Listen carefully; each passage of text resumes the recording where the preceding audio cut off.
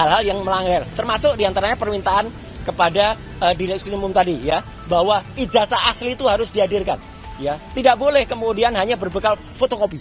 Assalamualaikum warahmatullahi wabarakatuh. Assalamualaikum warahmatullahi wabarakatuh. Ya, saya tidak ingin ngulangi apa yang sudah disampaikan oleh Pak Ahmad Kosinudin ya, koordinator non litigasi, sembari kita menunggu koordinator litigasi Pak Petrus Celestinus dan juga nanti penjelasan dari kuasa-kuasa hukum kami dan juga dari prinsipal yang lain ya.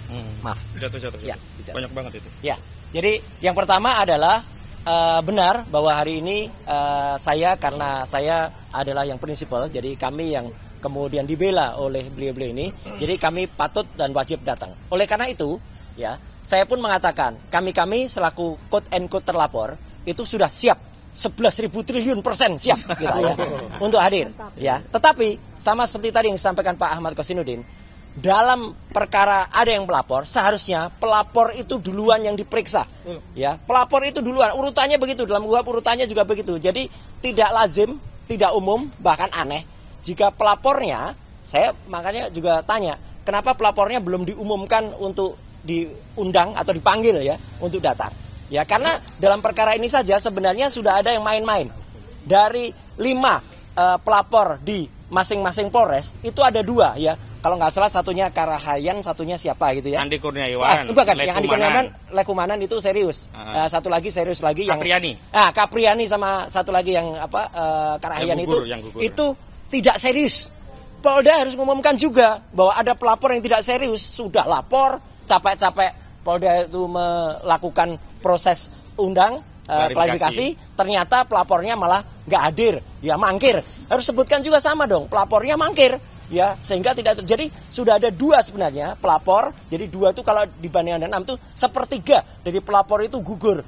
Sebenarnya harus dinilai ini, kalau sudah ada 1/3 yang tidak meneruskan, kan kasihan Polda Metro Jaya, uang negara sudah dihabiskan untuk membuat berita acara klarifikasi mereka, ternyata mereka tidak hadir. Yang kedua adalah soal pelapor utama, saudara JKW tadi ya. Nah, dia harus hadir. Dan kalau yang saya dengar tadi dari Pak Ahmad Kosinudin ya, bahwa dia katanya sakit ya, katanya ya, tapi hadir di salah satu kongres partai. Yang paling menarik lagi, saya juga dengar konon dia meminta atau memohon, saya nggak tahu, penyidiknya yang datang ke Solo. Ini luar biasa. Kita Indonesia tuh menganut equality before the law. Ya, semua sama di mata hukum. Katanya dia sudah warga negara biasa. Ya, kalau warga negara biasa, ya hadir selaku warga negara biasa ke gedung Polda Metro Jaya.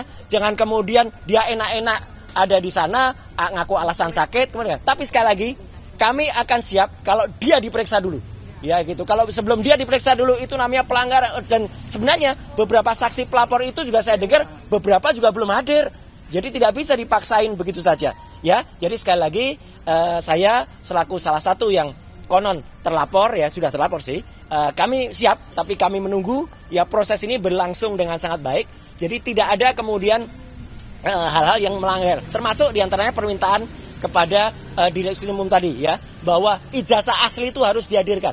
Ya, tidak boleh kemudian hanya berbekal fotokopi. Saya mengulangi kata-kata dari Pak Kabid Humas ya, ketika ditanya teman-teman, Pak itu asli atau fotokopi? Fotokopi. Asli atau fotokopi? Fotokopi. Nah, apa bisa hanya berbekal fotokopi naik ke penyidikan? Ini aneh juga. Harusnya ada yang asli, bukan sekedar fotokopi. Jadi saya kira itu yang saya lakukan, dan penjelasannya adalah kami selaku prinsipal ya mendukung penuh upaya yang sudah dihasilkan oleh teman-teman kuasa hukum kami, baik yang non litigasi maupun litigasi, dan kami berterima kasih kepada beliau-beliau ini, dan juga kami berterima kasih kepada media. Sekian, terima kasih. Wassalamualaikum warahmatullahi wabarakatuh.